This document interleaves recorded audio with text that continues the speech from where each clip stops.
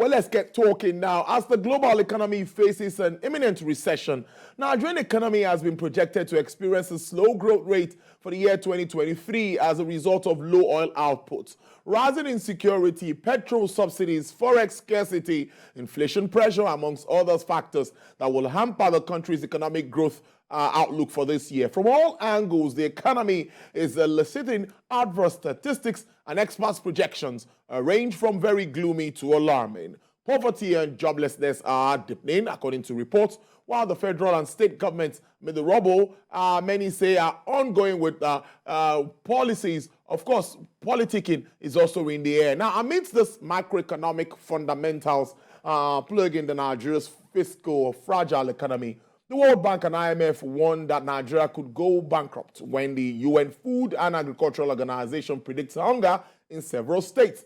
The international agencies have revealed the country's 2023 GDP growth forecast down from 3% to 1.7%. These are chilling omens for a country that requires sustained double-digit growth to reverse rising poverty and unemployment. Well, let's begin to talk about this as we start the week. And joining me via Zoom from Port Harcourt, Rivers State, as we assess the state of Nigeria's economy, is a friend of the house. He is a partner and senior economist with SPM Professionals, Mr. Paul Alaje. Thank you so much. It's good to see you, Mr. Alaje.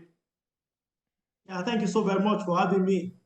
Mr. Alaje, I'd like us to start with the biggest news in the world of business today. Of course, it's the first MPC meeting for the month of January. At first, the whereabouts of the CBN governor was the talk everywhere and saying that the DSS and all of that. But today, we know that he is on that round table discussing monetary policy. What are your expectations? What is your reaction? What are you thinking would happen at the end of this two-day important and strategic meeting?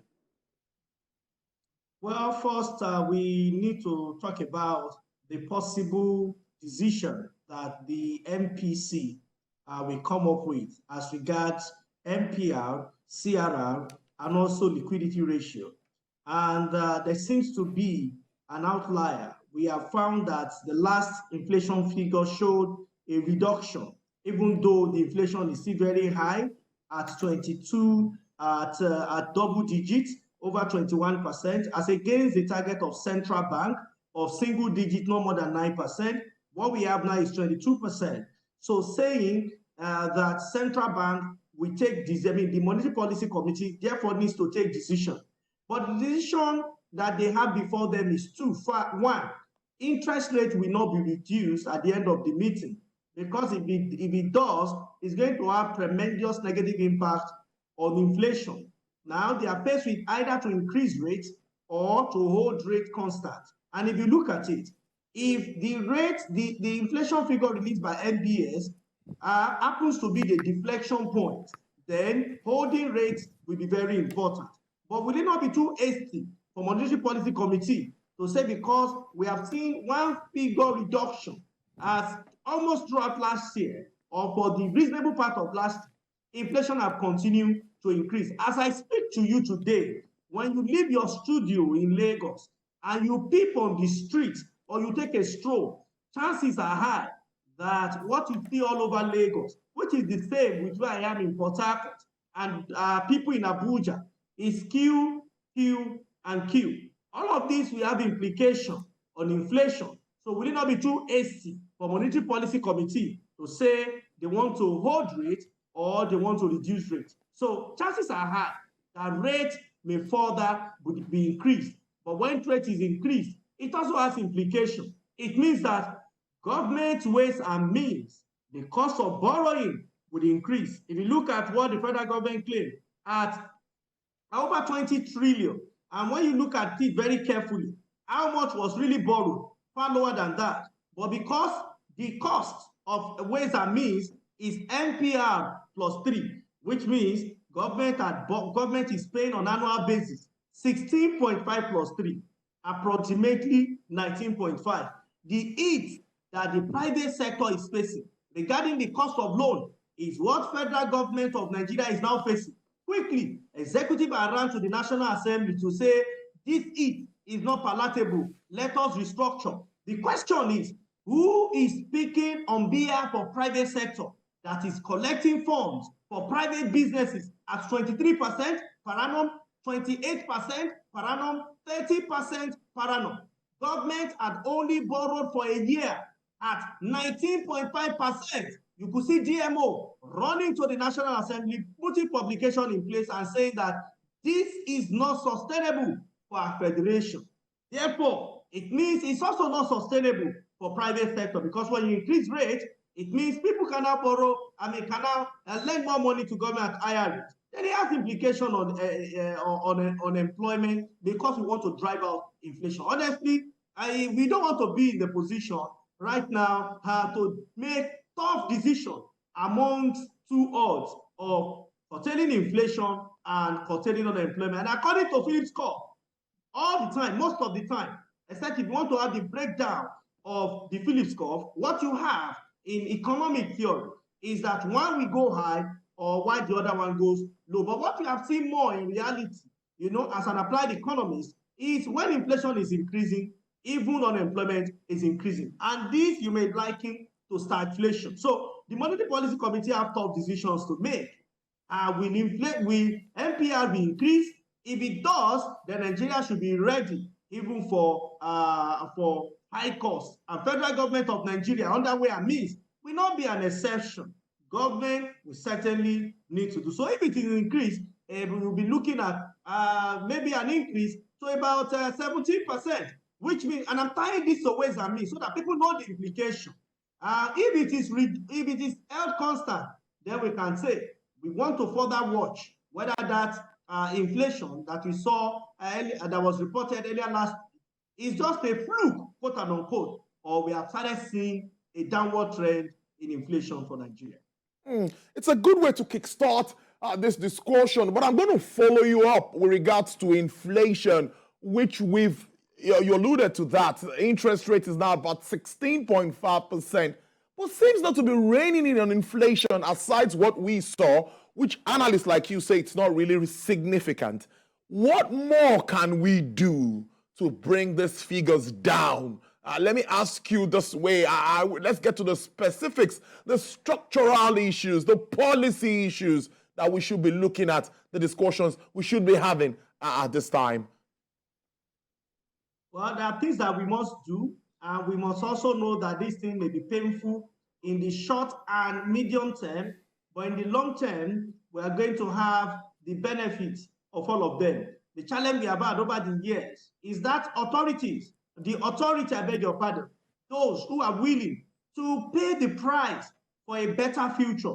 But what we have seen in recent time is those who want to consume the future in form of borrowings and borrowings. Borrowing in itself may not be wrong, but when we don't have a clear path of generating the revenue from, that is when borrowing becomes a big issue. So what must we do? One of the things we could do is what MPR, that's why you have MPR, to use monetary tools to force inflation down in short or medium term. But in the long term, is for us to look at why do we have high inflation? One of the reasons why we have high inflation is food inflation. And why do we have food inflation? Insecurity and transport. How do we solve the problem around transportation? Another reason why you have inflation is the cost of gas. Nigeria is among the very few countries that produces petrol and also diesel. But unfortunately, we only have them within the Niger Delta region. But to refine them becomes an issue. Earlier this month, we have heard that private refinery was going to be commissioned until another circular came up to say we are not behind those who made the publication ready. Maybe when it's eventually out, we're going to see some level of stability. But I must also inform Nigerians that when the private refinery comes, don't expect price per liter to become 87 naira or 50 naira. It's only one-way direction. Increase in prices, the price will certainly go up, but we would have reduced some externalities, would have reduced some intrusion here and there. They would have been reduced, but that the price will go down, it certainly will not be the way to go. But the big challenge Nigeria will have regarding the price of PLS, which of course it has strong negative impact on inflation, is the cost of this crude to Nigeria.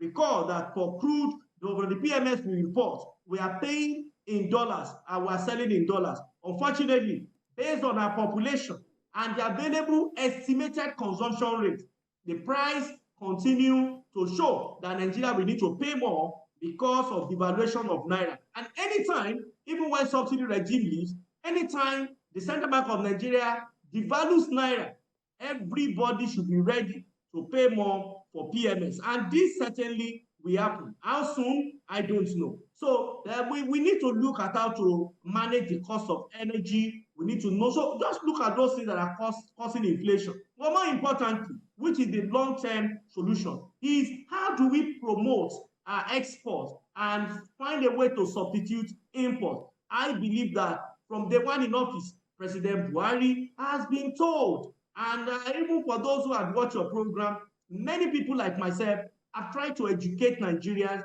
on what to do. I only hope that as we have another opportunity in February to choose our leaders, we will listen to them carefully and we will listen to their team and know which one is exactly communicating how to substitute and how to help generate revenue and how to solve insecurity challenges and choose once and for all so that we can have a better country for Nigeria.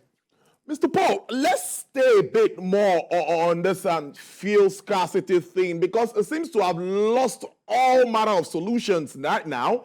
The NNPC is not owning up. Marketers are selling at whatever rate they want to sell. Some are selling as much as 270 naira, in some cases 300 naira, and in some cases 185 naira.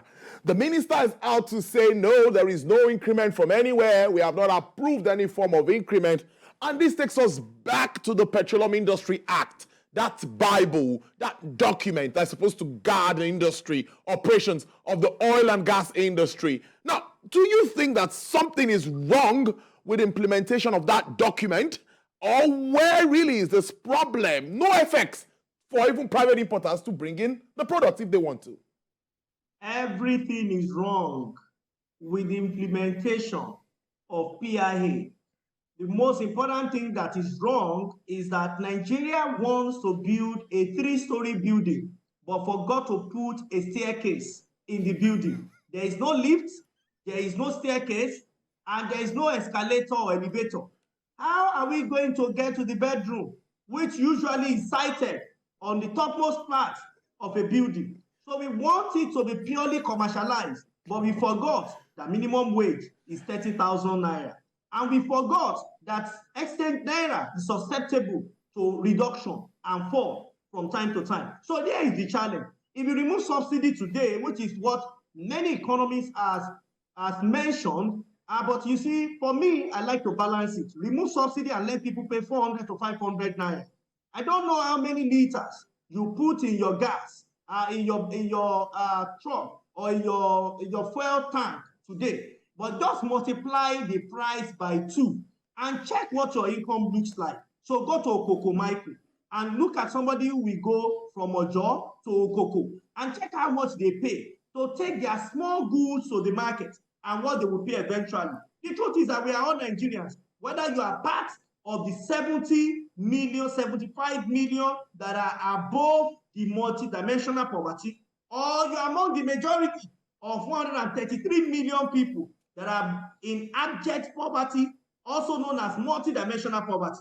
We are all Nigerians. So when government makes the policy, you see that many people who are idle, they'll be very quick to run to the street. I remember I was speaking with you a couple of years ago, just before COVID, and you had asked me that do I think it's sustainable now that government wants to remove subsidy eventually? I laughed. I said, even if government promote the policy, it cannot last beyond 3 months. President Buhari administration removed subsidy in 2020. Today, subsidy had returned through the back door because the foundation, the fundamental, before subsidy removal has not been done. You cannot ask people who major part of our population are poor to bear the hardship. It's going to have electoral implication on the administration. And that is why, rather than picking the can and put in a dustbin, government decide to kick the can down the road or down the street, as the case may be. The next administration, I can tell you for free that it will take beyond political will to take that decision, even from day one, I've heard many candidates say from day one, I will remove subsidy. At best, I should laugh because there are so many other things they don't know. I'm not saying prices may not increase. I'm not saying they will not try to remove corruption, which I think are the right thing to do. But for you to say you remove subsidy as your first decision, I can tell you that I don't think with the structure of our country today, any candidate will want to take that bold decision because we know in the next 4 years, Naira will still be susceptible to the value of dollar. Why? Because we are not exporting enough and we are not, substituting export enough. So what we need to do is to support private sector. If not, you will see this queue, but it will not be like Egyptian. It said, and that's my favorite group, that the Egyptian you see today, you will see no more. Fortunately, the fuel queue you see today, even if we provide a short-term solution or quick fix, you will still see them there someday. The day I may not tell you, but certainly it will always surface from time to time. Now, before I let you go, let's touch on the new Naira notes. That is also big. I don't know how much of that you have in your wallet, but I believe Mr. Alaje will have enough for him to spend and even share around. But the question is availability. The rural dwellers. The complaint is there. Those CBN says from today they will be able to change. Banks are saying we don't have enough. They have to manage. You are an economist. What impact would this have one way or the other? I see that even on the FX side, the dollar seems to be appreciating since that late last week. Something around that. Well, one thing I'm sure is that the central bank governor will make comments about the new Naira note in this monetary policy committee report or briefing, because that is the right thing to do. I'm in Port Harcourt, all the taxis are boarded, all the places I've been to, no one person has given me new notes. I've even asked one that, by this time next week or the week after, you should be spending the new note. He said, it is only if I have it. I don't have it. What I give you is what I have. But if you go to the ATM, at least I've used one ATM in Port Harcourt, and it has given the new notes.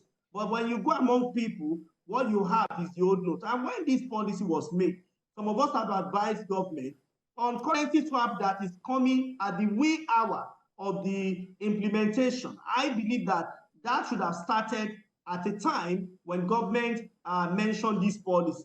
But when you still go all over Port Harcourt, you still see a lot. And Port Harcourt is not an exemption. A couple of weeks back, I was in Ibadan. The same applied. You might have seen some penetration in Abuja, maybe because of the respect many of these banks have for the central bank, and maybe some part of Lagos being commercial capital. But the truth is that the old Naira note is still ubiquitous, and we need to do something about it. If not, the central bank is not. We need to respond, to the people by giving, even if it's short extension, and finding a better strategy to make this money, new notes, also ubiquitous, and allow those who have debt, to raise back this money into government cover. And I tell you, I've been told, why not go digital? Yes, before this show started, I was trying to look at my app rather than the app being functional. It did not work. So what do I do in that circumstance? There is network. He said the service is he said this app is temporarily out of service. What do you do? But if you have cash, you can easily give such out for transaction, especially for some transactions that cannot wait. Well, it's a good way to live it. It's always interesting talking to you, and we're excited starting the week with you, Mr. Paul Alaje. He's a partner, a senior economist with SPM Professionals. Do enjoy your stay in PH. We'll keep in touch. Thank you so very much.